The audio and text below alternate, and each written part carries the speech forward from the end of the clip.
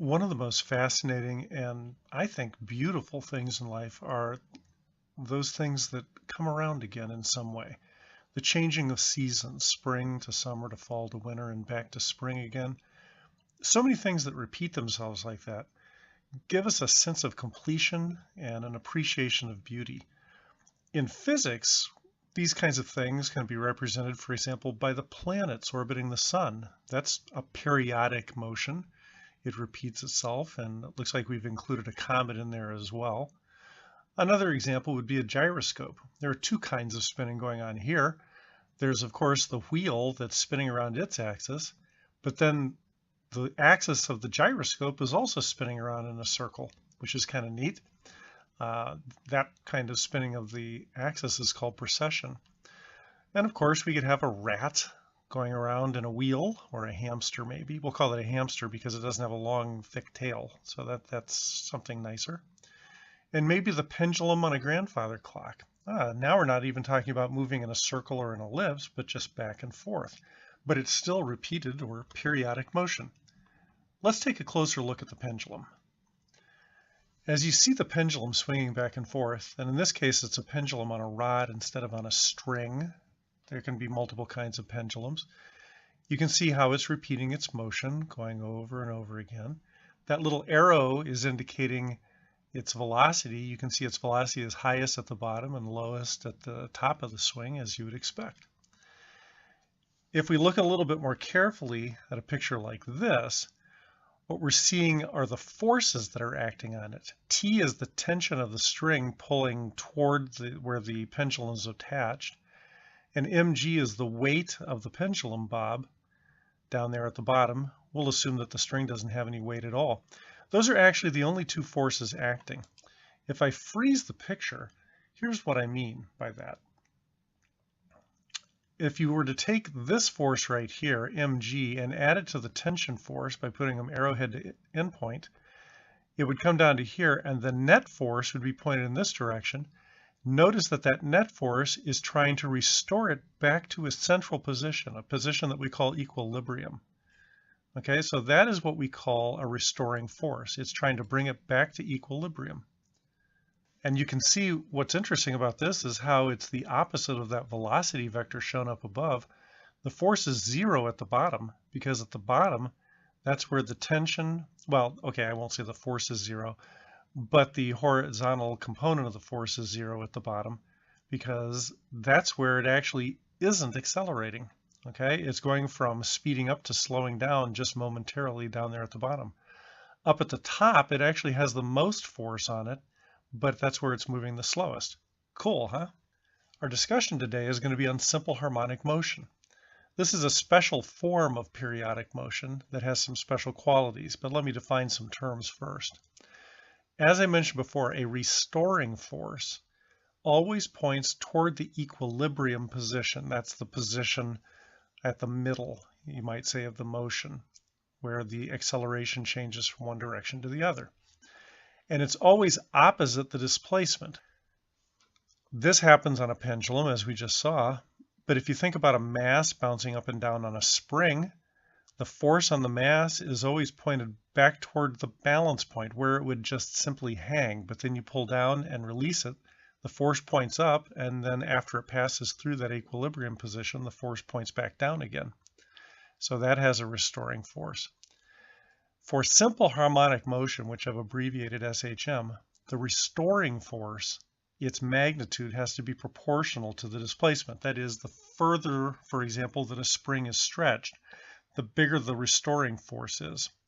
That's also true of a pendulum if we have very small angular displacements of the pendulum. Not that you bring it way up high, but just have little tiny displacements where it just swings back and forth a little bit. Then it's pretty close to simple harmonic motion also. So here's our mass on a spring. And as you can see, the restoring force is 0 when the left edge of the mass is right here in the equilibrium position. Watch what happens. The left edge is right there, and that's where everything is at 0. Notice that the position vector and the restoring force vector grow at the same time, but are pointed in opposite directions. That's where we get this equation from right here, that the force is negative some positive constant times x, where x is the displacement away from equilibrium. So along here would be the x direction, and the force is in the opposite direction. If you want to be really technical about it, we should probably put vector symbols over those guys. So that's a force vector, and that's a displacement vector. Okay? So that's an example of simple harmonic motion as long as we have other conditions met, like there's no friction, for example, and it's a perfect idealized spring. In this situation, the force is negative some constant times the displacement. But there's also energy swinging back and forth. Right here in the middle, the mass is moving really fast, so it has what kind of energy? That's right, kinetic energy. Out at the end, the mass isn't moving at all, but it wants to, or the spring wants to make it do so. That means out there at the extremes, the spring has a lot of what? That's right, potential energy. How do we figure out how much potential energy the spring has? Well, it's a pretty simple idea. You remember that work is the area under a force displacement graph? Well, if I start drawing that graph, let's see, this will be the force axis, and this will be the displacement axis. Hey, I could draw an almost horizontal line there. Notice that the force gets bigger, and I'm just talking about magnitudes now. I'm going to ignore the minus sign, as the displacement gets bigger. Okay? So that is supposed to represent a straight line. So out here at some displacement, x, that's our horizontal distance right here. This is x. The height is the force, but the magnitude of that force, and again, I'm going to drop the minus sign, is k times x. The work is the area under this thing. But you know how to find the area of a triangle, right? 1/2 times the base, which is x, times the height, which is f, which is k times x, and the work you do in stretching out that spring is equal to the potential energy of the spring. And so we can say that the potential energy of the spring is the work done to stretch it, so it's 1/2 kx squared. Pretty easy formula. Now, understand the units that have to be at work here. K has to be in newtons per meter, x has to be in meters, so that when we get newtons per meter times meters squared, we end up with newton meters. The potential energy is in joules. The force, K is in newtons per meter, x is in meters, they cancel. The force is in newtons, just as we expect, if we're using our standard SI units. K is actually in this situation called the spring constant, and it has to do with the stiffness of the spring. A stiffer spring will exert more newtons per meter of stretch. That makes pretty good sense, right? That's why it's in newtons per meter. So before we get into simple harmonic motion basics, we need some terminology. The amplitude is the maximum displacement that an object has from the equilibrium position. So if we go back to that picture, remembering that it's the left edge, the amplitude out to there, okay? The amplitude would be 1 of whatever unit this is. It might be in meters, it might be in centimeters, we don't know. But that amplitude would be 1 in this case. That's the maximum displacement. Sometimes we symbolize that with an A, maybe a capital A. Probably not a lowercase a, because we usually reserve that for acceleration. Another important term is the period. That's the time it takes to complete one cycle. So the period here, let's start at the right side. 1001, 1002, 1003, 1004, 1005, 1006, 1007, 1008. So the period's about 8 seconds for that pendulum. Remember, a cycle has to go all the way from one end to the other end and back again. Okay. Typically, we measure the period in seconds in SI units, but it could be in hours or microseconds or milliseconds or years if we're talking about the period of, say, a planet orbiting the sun. Another important term is the frequency. That's the number of cycles that happen per unit of time. Frequency is measured in cycles per second.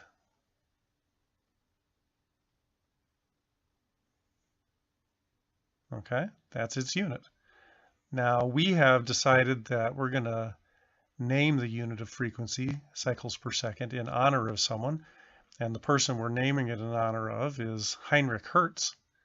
And so that is called Hertz. 1 Hertz is 1 cycle per second. I'm sure Heinrich would be honored.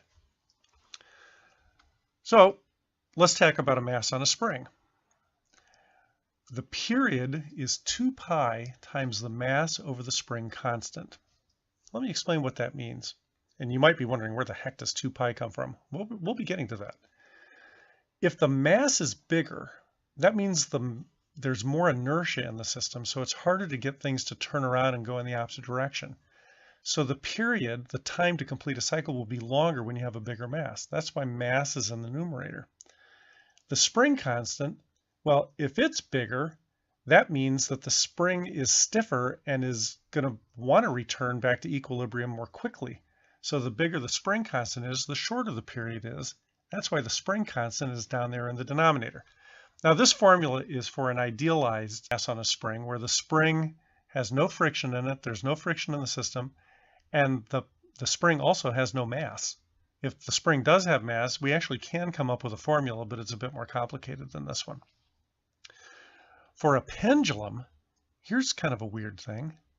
The period, now does a pendulum seem related to a mass on a spring?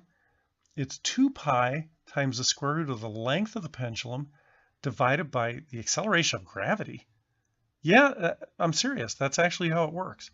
A longer pendulum will result in having a longer period. We know that if you've ever seen any really long pendulums, I guess it'd be pendula, at say a science museum where they might be 30 or 40 feet long, they're very slow in changing direction. But it also depends on the acceleration of gravity, because gravity is what gives it its restoring force. No gravity and the pendulum doesn't come back to equilibrium, right? It just goes around in a circle. And so bigger gravity means smaller period. That 2 pi is in there again. Isn't that weird? The frequency of these things is just the reciprocal of the period. Think about it this way. The period is the number of seconds per cycle, and the frequency is the number of cycles per second. So it makes sense that they're just inverted from each other.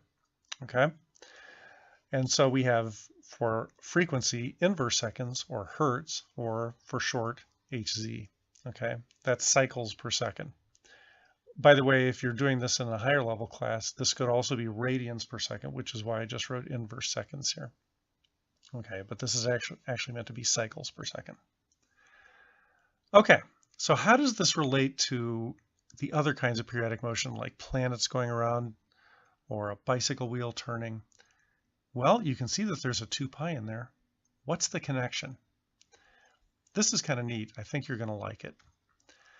We have a mass going around in a circle at a constant velocity and a mass on a spring moving up and down in simple harmonic motion. I want you to notice that the height of the two is the same. So even though over here on the pendulum, as it moves up and down, okay, up and down, it slows, it speeds up, its equilibrium position is approximately right here. That's where it's moving fastest, and that's where it equally displaces from both sides. By the way, you notice that its equilibrium position is bang right there with the mass going in a circle. And even though the mass moving in a circle is moving at a constant velocity, there's a little bit more to it than that. If we put a little angle thing here, I want you to notice that if I freeze it, that the height here is the same as the height over here, as we know. And that height, well, if we call this an angle, theta maybe, or omega t, if you understand angular speed, this height right here we could call y, and that's equal to this radius r times the, let's see, that's the opposite side, times the sine of the angle, right? R times the sine of theta. So the height of the pendulum is equal to the radius of some circle times the sine of some angle, and the angle keeps going around and around and around. And how many radians does it take to complete one circle? Well, we all know it's 360 degrees, but if you're a little bit more familiar with trig, you know that to complete one circle, it takes 2 pi radians.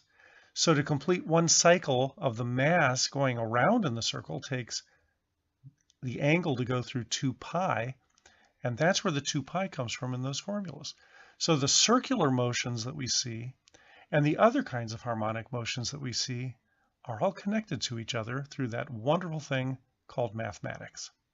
That's all for now, but I hope you understand a little bit about periodic motion and simple harmonic motion. Good luck with this.